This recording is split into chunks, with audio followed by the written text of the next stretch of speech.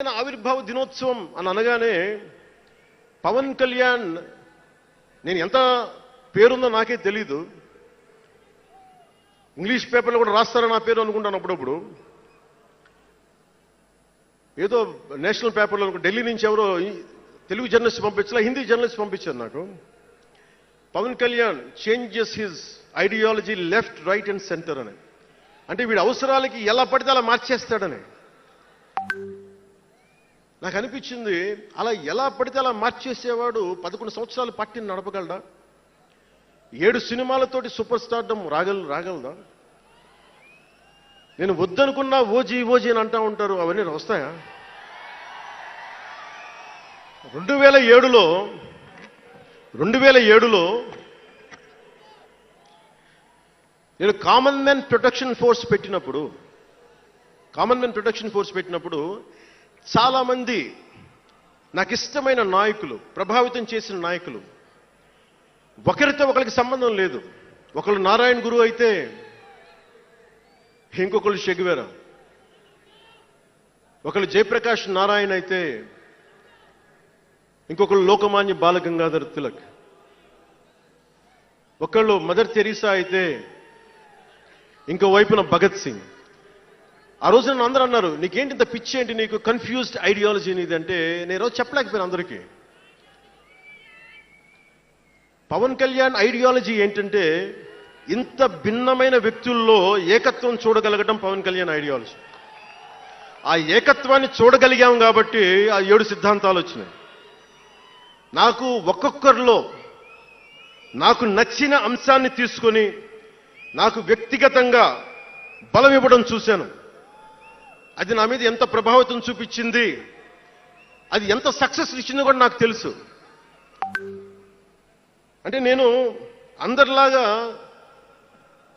నేను కాలేజీలకి యూనివర్సిటీలకి వెళ్ళా, డాక్టరేట్ లేకుండా పోవచ్చు, యూనివర్సిటీస్కి వెళ్ళి ఉండకపోవచ్చు, కానీ జ్ఞానాన్ని సముపార్జించటం నా చిన్నప్పటి నుంచి ఈ క్షణం దాకా నేను ఎప్పుడూ ఆపలా, ఎప్పుడు నేర్చుకుంటూనే ఉన్నాను.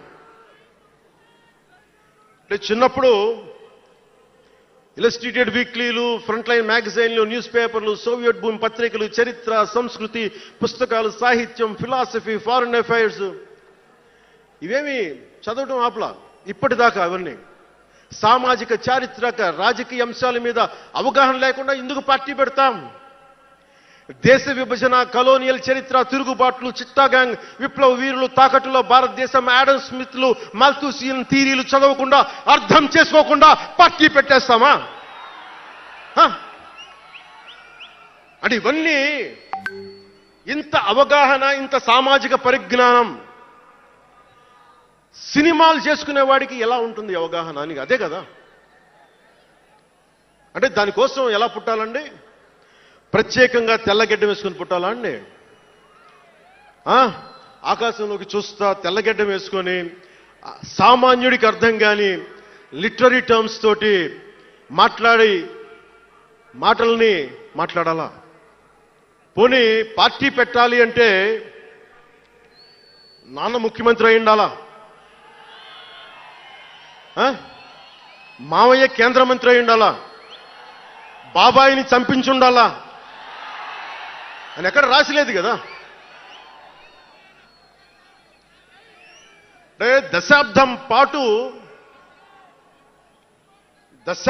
పాటు ఒంటరిగా పార్టీని మొయ్యాలి అంటే ఎన్ని తిట్లు, ఎన్ని అవమానాలు భరించాలి, ఎంత నలిగుండాలి, ఎంత జ్వలించుకుపోవాలి, ఎన్ని పోగొట్టుకోవాలి. వ్యక్తిగత జీవితం నుంచి నా ఆరోగ్యం దాకా అన్ని పోగొట్టుకుంటానే వచ్చాను. దానికి ఈ జయకేతనం నాకు ఆనందాన్ని ఇచ్చింది. ఎందుకు చెప్తున్నానంటే ఆరోగ్యం గురించి. నేను మార్షల్ ఆర్ట్స్ చేసేటప్పుడు 3 గ్రనైట్ రాళ్లు గుండెల మీద పెట్టుకొని పగలగొట్టించుకునేవాడిని. 9 ఏళ్ల పిల్లలు, 8 ఏళ్ల పిల్లలు ముగ్గురిని ఒకళ్ళని ఇలా పట్టుకుని ఇంకొకటి భుజాల మీద కెక్కించుకొని గుడుంబ శంకర్లో మోసుకొచ్చినంత బలం ఉంది. చూడటానికి బక్కగానే ఉంటా, కానీ బలం అపారంగా ఉండేది. అలాంటి నేను ఈ రోజున నాకు రెండో కొడుకు నేను ఎత్తుకోలేను, పెద్ద కొడుకుని ఎలాగ ఎత్తుకోలేను అనుకోండి, అది వేరే విషయం. నా రెండో కొడుకుని చిన్నోడు 6-7 సంవత్సరాలు, వాడిని ఎత్తుకోలేను నేను, అంత బలహీన పడిపోయాను.